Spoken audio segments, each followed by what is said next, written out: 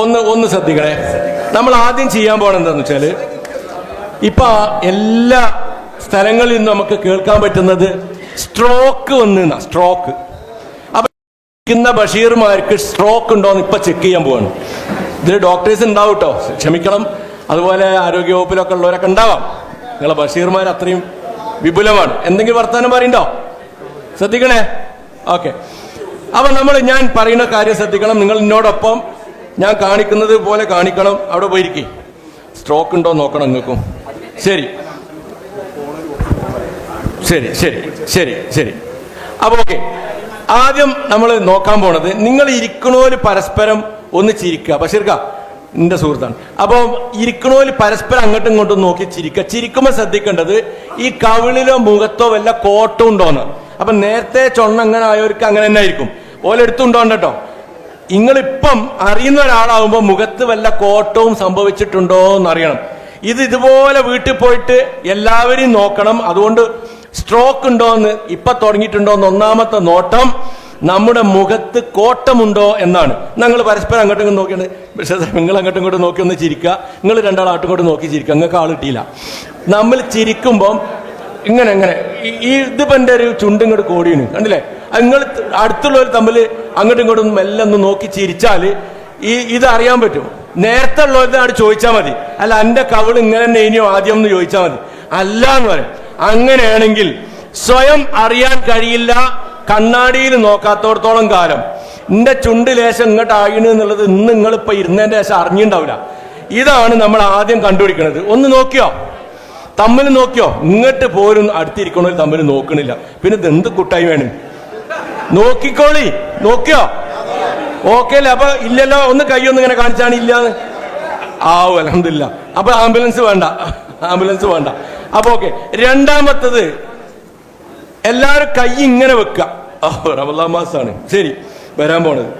ആരും ഇങ്ങനെ വെക്കണില്ല. എന്നറിയോ? നമ്മളൊക്കെ ഇങ്ങനെ ഭാഗാൻ നിൽക്കണോലാണ്. ഏതായാലും ശരി, കൈ സ്ട്രൈറ്റ് ആയിട്ട് ഇങ്ങനെ വെച്ചു. എന്നിട്ട് എന്താ ചെയ്യാൻ പോണെന്നറിയോ? ഞാൻ 10 വരെ എണ്ണും. നിങ്ങള് തൊട്ടടുത്തുള്ള ആളും നേരത്തെ നിങ്ങളെ ജോഡി ഉണ്ടല്ലോ, തൊട്ടടുത്തുള്ള ആളും നോക്കുക കൈ താന്നു പോകുന്നുണ്ടോന്ന്. മനഃപൂർവ്വം താഴ്ത്തണ്ട, ആംബുലൻസ് വിളിച്ചിനാണ്. അപ്പൊ അതുകൊണ്ട് ഇപ്പൊ തന്നെ കൊണ്ടുപോകും. ആ കൈ ഇങ്ങനെ താന്നു പോവും. സ്ട്രോക്ക് ഉള്ളവർക്ക് ഇങ്ങനെ താന്നു പോവുകയാണെങ്കിൽ ഇവിടെ കട്ട പിടിച്ചിടുന്ന. ഈ കയ്യ താന്നു പോകണെന്ന് വെച്ചാൽ ഈ ഭാഗത്ത് കട്ട വന്നിടുന്ന. അപ്പൊ അതുകൊണ്ട് എല്ലാവരും ഇങ്ങനെ നേരെ പിടിച്ചോളി. കൈ താവുന്നുണ്ടോ എന്ന് ഞാൻ നോക്കുന്നുണ്ട്. പിന്നെ നിങ്ങൾ അടുത്തുള്ളവരൊക്കെ തമ്മിൽ നോക്കണം കേട്ടോ. എന്നാ എണ്ണാൻ പോവാണ് 10 വരെ. 1 2 3 4 5 6 7 8 9 10. അൽഹംദുലില്ലാ. ഇല്ലല്ലോ? ഓക്കെ അല്ലേ? അപ്പൊ കൈ താന്ന്. ഇത് ഡോക്ടർ ഇങ്ങനെ തന്നെ നോക്കാം. നിങ്ങൾ ഉപ്പാനെ കൊണ്ടുപോവാണ്. ഉപ്പാന്റെ മുഖത്തൊരു ചെറിയ കോട്ടം കണ്ണിന്. ഇപ്പൊ നിങ്ങൾ മാറ്റിക്കോളി. നമ്മളൊന്ന് ഡോക്ടറെ കാണിക്കാൻ പോവാ. ആരെടുത്താ പോകേണ്ടതെന്നറിയോ? ന്യൂറോ സർജൻ ഉള്ളിടത്തേക്ക്. അവിടെ വിളിച്ച് ചോദിക്കണം, ഇവിടെ സ്ട്രോക്കിന്റെ മാനേജ്മെന്റ് ഉണ്ടോ എന്ന് ചോദിക്കണം. എന്നിട്ട് അങ്ങോട്ട് പോയിട്ട് കാര്യമുള്ളൂ. എല്ലാം അവിടുന്ന് മടങ്ങണം. സമയം വൈകുന്നതനുസരിച്ച് അപകടമാണ്. അപ്പൊ അങ്ങനെ കൊണ്ടുപോകാൻ എളുപ്പത്തിൽ നടക്കും. ഡോക്ടറും ആദ്യം തന്നെ ആളോട് ചോദിക്കും, അല്ല ഇപ്പൊ എന്താ പേര് എന്ന് ചോദിക്കും. അപ്പൊ ഇങ്ങനെ സംസാരിച്ചിട്ടാ കണ്ടുപിടിക്കാം. മൂന്നാമത്തെ ലക്ഷണം കേൾക്കണ്ടോ? വർത്തമാനം പറച്ചിലുണ്ടായത്. മൂന്നാമത്തെ ലക്ഷണം, സംസാരിക്കുമ്പോൾ വ്യക്തത നഷ്ടപ്പെടാം. ഇപ്പം എന്താണ് ഇപ്പൊ നിങ്ങൾ കഴിച്ചത് എന്ന് ഇപ്പച്ചിനോട് ചോദിക്കുമ്പോ അങ്ങനെ പറഞ്ഞിട്ടുണ്ടെങ്കിൽ, നേരത്തെ അങ്ങനെയല്ല. ഇപ്പം രാവിലെ നമ്മൾ ഒരു ഗ്ലാസ് ചായ കൊണ്ടുപോയി വെച്ചപ്പം നമ്മളോട് നമ്മുടെ ഉപ്പ എങ്ങനെ സംസാരിക്കുക, ഉമ്മ എങ്ങനെ സംസാരിക്കണമെങ്കിൽ അത് സ്ട്രോക്കിന്റെ ലക്ഷണമാവാം. അപ്പൊ ഞാൻ 3 ലക്ഷണം പറഞ്ഞു. പ്രധാനപ്പെട്ടത് ഇനിയുണ്ട്, പക്ഷെ നമ്മൾ ഇത് പഠിക്കാൻ വേണ്ടിയിട്ട് പറഞ്ഞതാണ്. സംസാരം ക്ലിയർ ഉണ്ടാവില്ല. അങ്ങനെയാണെങ്കിൽ സമയമില്ല. ഈ ലക്ഷണം കണ്ട സമയം നമ്മൾ നോട്ട് ചെയ്യുന്നു. നമ്മൾ നല്ല ഒരു വാഹനം സംഘടിപ്പിക്കുന്നു. ഏട്ടനോടും അനിയനോടും പെങ്ങളോടും ആരോടാ പറയാനുള്ളത് പറയുന്നു. സൂപ്പർ സ്പെഷ്യാലിറ്റി ആശുപത്രിയിലേക്ക് പോകുന്നു, അല്ലെങ്കിൽ മെഡിക്കൽ കോളേജിലേക്ക് പോകുന്നു. ഇടയ്ക്ക് ഇറക്കരുത്. എന്നിട്ട് അവിടെ പോയിട്ട് സാർ സ്ട്രോക്കിന്റെ ലക്ഷണം ഇങ്ങനെ കാണുന്നുണ്ടോ ഒന്ന് നോക്കണം എന്ന് പറയണം. അപ്പൊ നല്ല ക്യൂ ആണെങ്കിൽ നിങ്ങൾ മുന്നിൽ കയറി ഇത് പറഞ്ഞാലേ വേഗം അറ്റൻഷൻ കിട്ടുള്ളൂ. അങ്ങനെ ഡോക്ടർ നോക്കുന്നു. ഇതേപോലെ ചോദിക്കും. കൈ ഇങ്ങനെ വെക്കാൻ പറയും. കൈ താന്നുകൊണ്ട് ഡോക്ടർ കാണും. മുഖത്ത് കോട്ടം കാണും. സംസാരിപ്പിച്ച് നോക്കും. നിങ്ങളുടെ സമയം കറക്റ്റ് ആയിരുന്നു നിങ്ങൾ കൊണ്ടുവന്നത്. അതുകൊണ്ട് ഇപ്പൊ ഞാൻ പറഞ്ഞ സാധനം നിങ്ങൾ ഇങ്ങനെ പറയാ, ഫാസ്റ്റ് ഒന്ന് പറഞ്ഞട്ടെ. ഫാസ്റ്റ്. എഫ് എന്ന് പറയുന്നത് ഫേസ് ആണ്. എ എന്ന് പറയുന്നത് ആംസ്, കൈകളാണ്. എസ് എന്ന് പറയുന്നത് സ്പീച്ചാണ്. ടി എന്ന് പറയുന്നത് സമയത്തിന്റെ പ്രാധാന്യമാണ്. എങ്കിൽ നിങ്ങൾക്ക് ആശുപത്രിയിലെത്തിയാൽ ഡോക്ടർ CT എടുത്തതിന്റെ ശേഷം ചിലപ്പം നമ്മളെ പോക്കറ്റിനനുസരിച്ച് നിൽക്കും. ഒരു MRI കൂടി എടുക്കാൻ മൂപ്പരൊന്ന് ഒരു നോട്ടം നോക്കിയിട്ട് ഒരു MRI കൂടി എടുക്കും. അതിനുശേഷം ഏത് ചെയ്യും? ഒരു ഇഞ്ചക്ഷൻ. ഒരു 1.25 ലക്ഷം റുപ്യ പോരുമ്പോൾ എന്തായാലും ആവും. അത് കൈ പിടിച്ചുകൊണ്ട് അതിന് തർക്കം കൂടണ്ട, അതൊക്കെ അവിടെ തീരുമാനിക്കുക. എന്നാൽ തിരിച്ചു പോരുമ്പം ആശുപത്രി വിടുമ്പോൾ തന്നെ കാര്യം നേരെയായി തുടങ്ങും. കുറച്ച് ഫിസിയോതെറാപ്പി ഒക്കെ ചെയ്തു കഴിഞ്ഞാൽ ആള് തിരിച്ചു വരും.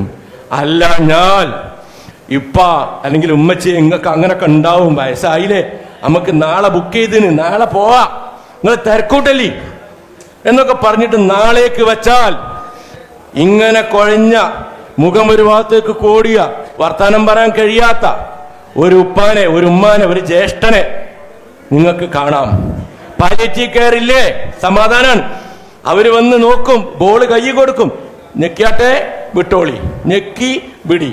നമ്മളങ്ങനെ നോക്കി സമയോട് പോവും, ആള് തിരിച്ചു വരൂല. ഇതാണ് മരണമല്ല കേട്ടോ, കിടപ്പിലായി പോവും. ഇതാണ് ഒന്നാമത് പറയാനുള്ളത്. രണ്ടാമത്തത്, ആ കുട്ടീനൊന്നും എടുക്കും. ഞാൻ ചെറിയ ചെറിയ നമ്പർ മാത്രമേ പറഞ്ഞുള്ളൂ, ബാക്കിൽ നിങ്ങൾ തോണ്ടി അപ്പം നിർത്തും. ഇതാ നോക്കണേ, എന്തോ വർത്താനം പറിച്ചില്ലാണ് എല്ലാവരും, ഒപ്പിടലാണോ? ആ മറ്റേ ഇതാണല്ലേ സംഭാവന, പിന്നെ അല്ല സംഭാവന ഇതാണ്, എഴുതിക്കോട്ടെ.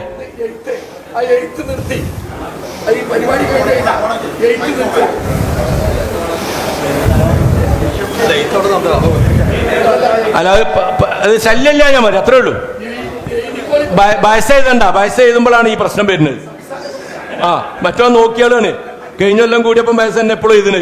ആ ദാ നമ്മള് വീട്ടില് സ്ത്രീകൾക്ക് നിങ്ങൾ നിർബന്ധമായും ഇത് മറക്കുന്നതിന് മുമ്പ് നിങ്ങൾ പറഞ്ഞു കൊടുക്കണം. ഇന്ന് വീട്ടിലെത്തുന്നവരൊക്കെ ഈ ജാതി കുട്ടികൾ പെരയിലുണ്ടാവും. ഉമ്മാന്റെ കയ്യിലാണ്, നമ്മളെ ഭാര്യയുടെ കയ്യിലാണ്, നമ്മളെ മകളെ കയ്യിലാണ്, മരുമോളെ കയ്യിലാണ് ഈ കുട്ടി ഉണ്ടാവുക. അപ്പൊ ഈ കുട്ടീന്റെ തൊള്ളയിൽ എന്തെങ്കിലും മിഠായിയോ എന്തെങ്കിലും വസ്തുക്കളോ, അൽഹംദുലില്ലാ ഇതാ തങ്ങള് കൊടുത്തതാണ് ഈ കവറ്, ഈ സഞ്ചി. അതിലേക്ക് നിങ്ങൾ ബർക്കത്തിൽ ഇങ്ങനെ ഇട്ട് പോവുക. ശല്യം ഉണ്ടാവും, ചില്ലറ ഇടരുതെന്ന് പറഞ്ഞില്ലേ, ചില്ലറ ഇട്ടാ ഒച്ചമ്പുളി ഉണ്ടാവും. അതുകൊണ്ട് അങ്ങനത്തെ സാധനങ്ങൾ മാത്രം ഇട്ടാൽ ഈ വണ്ടി ഇത് വരും കേട്ടോ. ഇതാ അതിന്റെ ഇടയ്ക്ക് ഇത് കണ്ടോളി. അപ്പം ഇങ്ങനെ ഒരു കുട്ടിന്റെ തൊള്ളയിൽ എന്തോ ഒന്ന് പോയിന്, ശ്വാസം കിട്ടില്ല, കുട്ടി ഇങ്ങനൊക്കെയാണ്. എന്തായിരിക്കും അവസ്ഥ? കുട്ടി മരിക്കും ഉറപ്പാണ്. നിങ്ങൾ എന്ത് സ്പീഡിൽ ഏത് ഡോക്ടറെ അടുത്ത് പോയാലും 10 മിനിറ്റിലധികം ഒരിക്കലും ഈ കുട്ടി ജീവനോടെ ഇരിക്കൂല. സംഭവം ഇവിടെ റംബൂട്ടാൻ കുടുങ്ങിയതാണ്, അല്ല ക്രയോൺസിന്റെ കഷ്ണം കുടുങ്ങിയതാ, അല്ലെങ്കിൽ ഒരു 50 പൈസന്റെ കോയിൻ കുടുങ്ങിയതാണ്. മറ്റേ കുട്ടി പിരാന്തം കുട്ടിയിട്ടതാണ്. മറ്റേ ഇതുണ്ടല്ലോ മൂച്ചി പിരാന്ത്, കേട്ടിട്ടുണ്ടാവുമല്ലോ നിങ്ങൾ. അങ്ങനെ ഇട്ട് കൊടുത്തത്, അതാണ് ഇപ്പൊ അണ്ണാക്ക് കുടുങ്ങി കിടക്കണം. ഈ കുട്ടീനെ എന്താ ചെയ്യേണ്ടതെന്ന് ഞാൻ കാണിച്ചു തരാം. ഉടനെ വാങ്ങണം. നമ്മളെ ഈ കുട്ടിന്റെ ഉമ്മാന്റെ കാര്യം കഷ്ടമായിരിക്കും, അത് ബോധം കെട്ടി വീണുണ്ടാവും, അതിനെ വേറെ അമർത്തണം. ഈ കുട്ടിനെ രക്ഷപ്പെടുത്തണമെങ്കിൽ ഇതിനെ വാങ്ങുക, ഇങ്ങോട്ട് കമഴ്ത്തി പിടിക്കുക. ഈ നമ്മളെ കയ്യിലേക്ക് ഇത് 1 വയസ്സ് 1.25 വയസ്സ് വരെ 2 വയസ്സ് വരെയുള്ള കുട്ടികളെ ഇങ്ങനെ കമഴ്ത്തി പിടിക്കാം. എന്നിട്ട് ഇത് എങ്ങനെ വെക്കുക, കണ്ടോ, ഇങ്ങനെ വെക്കുക. ഇത് 45 ഡിഗ്രി. അതൊക്കെ ഞാൻ പെരേന്ന് അളന്നുകൊണ്ടാണ് എൻ്റെ കാല്. നിങ്ങൾ ഇങ്ങനെ വെച്ചാലും 45 ഡിഗ്രി ആവും. ഇങ്ങനെ വെക്കുക. ഇവിടെ തുറന്നു വെക്കണം കേട്ടോ, തൊള്ള നമ്മളെ അടിക്കാൻ പോവാണ്, അടിച്ചാൽ തൊള്ളയെ കൂടി അവിടെ പോരണം. ഇങ്ങനെ പിടിച്ചാൽ 5 റുപ്യ ആട്ടന്നെ പോയിക്കോളും, മനസ്സിലായില്ലേ? അപ്പൊ ഇങ്ങനെ പിടിക്കണം. പിടിച്ചിട്ട് ഇതാ 2 പുറംചട്ടന്റെ ഇടയിൽ ആഞ്ഞടിക്കുക, മുന്നോട്ടടിക്കണം, മുന്നോട്ട്. ഇതാ 1 2 3 4 5 പോന്നില്ല. നല്ല കൊടുക്കാ കുടുങ്ങിയത്, അല്ലെങ്കിൽ ഈ അടിക്ക് പോരേണ്ടതാണ്. പോന്നില്ല. 5 അടി അടിക്കാവും. ഇനി 1ാമത്തേന് പോന്നാ ബാക്കി തേക്കണ്ട കേട്ടോ, ഇസ്ലാംകാരി 5 അല്ലേ, അടി 5 തന്നെ. അപ്പൊ എന്നാ 1 മതിയാവില്ലാന്ന് വിചാരിച്ചിട്ട് ബാക്കി 1ലാ 2ലാ 3ലാ പോന്ന് വെച്ചാൽ അവിടെ ചെന്ന് നിർത്തിക്കോളി. പോന്നിട്ടില്ല, അങ്ങനെയാണെങ്കിൽ കാല് മാറ്റി എന്റെ ഈ കയ്യിലേക്ക് ഞാൻ ഇതിനെ മലർത്തി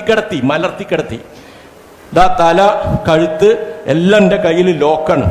വീണ് പോയരുത്, അമ്മ തീരെ പൊറുക്കൂല, മനസ്സിലായില്ലേ? ഇത് കുട്ടി ജീവല്ലേലും മണ്ടില്ല, കുട്ടിയെ തളിയിടല്ലേ. അപ്പൊ ഇതങ്ങനെ വെച്ചു.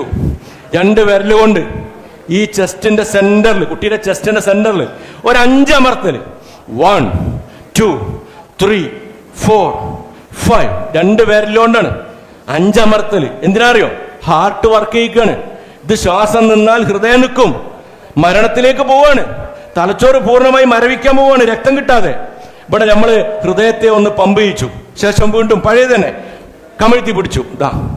എന്നിട്ട് അവിടെ പിടിക്കണം, ശ്രദ്ധിക്കണം, ഇങ്ങനെ വെക്കണം, വെച്ചിട്ട് അടിക്കുകയാണ്. ഇരുന്നിട്ട് ചെയ്യട്ടോ, ഇങ്ങനെ 1 2 3 കുട്ടിയതാ കരീണ്, സാധനം തെറിച്ച് പോയിനതാ. രക്ഷപ്പെട്ട് കടലമണിയായിരുന്നു, മനസ്സിലായില്ലേ? കുട്ടീനെ ഉമ്മാൻ്റെ അടുത്ത് കൊടുക്കുക, മുല കൊടുക്കട്ടെ. എന്നിട്ട് ഈ കുട്ടീനെ ഡോക്ടറെ അടുത്ത് കൊണ്ടുപോകണം. എന്നിട്ട് പറയണം, നമ്മൾ ഇങ്ങനെ ചെയ്തപ്പോൾ സാർ സാധനം തിരിച്ചു വന്നു, കുട്ടി കരഞ്ഞു, നീല കളറായിട്ടുണ്ടാവും ഇവിടെയൊക്കെ ശ്വാസം കിട്ടാതെ. ഇങ്ങനെ രക്ഷപ്പെട്ടാൽ ആ വീട്ടിലെന്ത് സന്തോഷമായിരിക്കും. ഈ കാര്യമൊന്നും പഠിക്കാതെ നമ്മൾ എത്ര വലിയ ഉദ്യോഗസ്ഥനായിട്ടും അല്ലെങ്കിൽ വലിയ നേതാവായിട്ടും ഒന്നും കാര്യം ഉണ്ടാവില്ല. നമ്മളെ മുന്നിൽ നിന്ന് ഈ കുട്ടി പടഞ്ഞാടി തീരും. ഇത് മറന്നു പോവോ? ഇതിന് ഇംഗ്ലീഷിൽ ഇങ്ങനെ പറയാം, 5 back slap and 5 chest thrust. 5 back slap. ആദ്യം ചെയ്തത് സ്ലാപ്പ് പറഞ്ഞ എങ്ങനെ അടിക്കണേനാ, സ്ലാപ്പ് ഒപ്പനടി. പിന്നെ പറഞ്ഞത് 5 chest thrust, ചെസ്റ്റിൽ 5 അമർത്തൽ. ഇത്ര ഞാൻ പറയുന്നുള്ളൂ, ഇത് മറക്കരുത്.